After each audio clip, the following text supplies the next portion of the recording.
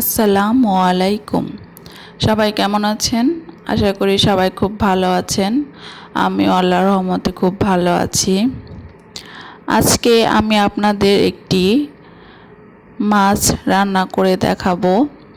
আমি আজকে পাবদা মাছ রান্না করে দেখাবো।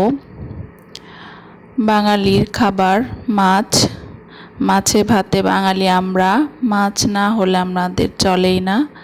তো চলুন দেখে আসি খুবই মজাদার একটি মাছের রেসিপি। এর জন্য আমি প্রথমেই পাবদা মাছ নিয়ে নিয়েছি। পাবদা মাছটা ভালোভাবে কেটে পরিষ্কার করে আমি ধুয়ে নিয়েছি। পাবদা মাছটা ধুয়ে আমি এখানে রেখেছি।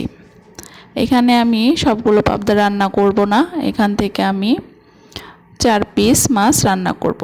তো মাছ রান্না করার জন্য আমার যা যা উপকরণ লাগবে আমি সব কিছু রেডি করে নিয়েছি। এখন আমি চুলায় কড়াই বসিয়ে দিয়েছি।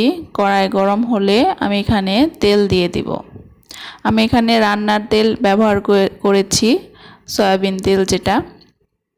এখন আমি তেল গরম হলে পেঁয়াজ কুচি, কাঁচামরিচ কুচি দিয়ে কিছুক্ষণ নেড়ে নেব।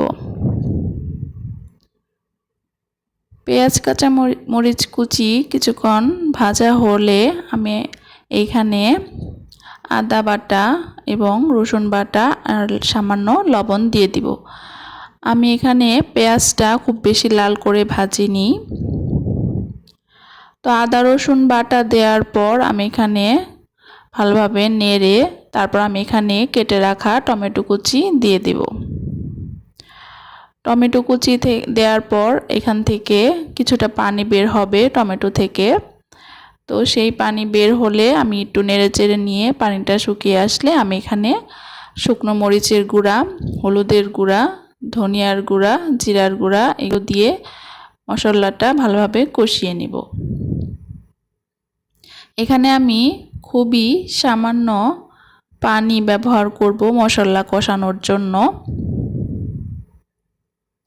মশলাটা আমি খুব ভালোভাবে কষিয়ে নেব। এই রান্নার মশলাটা কষানোই মেন।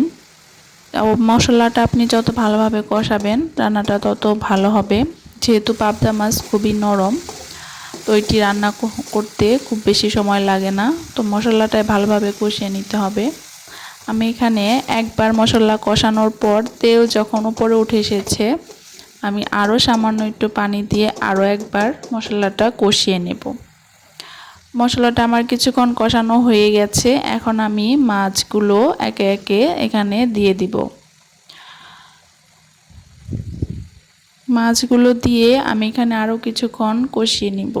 আমি এখানে আগেই মাছগুলো কেটে ভালোভাবে ধুয়ে রেখে নিয়েছিলাম। তো এটা আপনারা প্রথমেই দেখতে পেরেছেন। এরপর আমি এখানে মাছগুলো একটু কষানো হলে মাছগুলো খুবই সাবধানে উল্টিয়ে দিব। যেহেতু মাছগুলো অনেক নরম, তো আমার খুবই সাবধানে এক পাশ হওয়ার পর আরেক পাশ উল্টিয়ে দিয়ে রান্না করে নিলাম। এরপর আমি মাছে যতটুকু ঝোল রাখবো সেই পরিমাণ পানি দিয়ে দিব।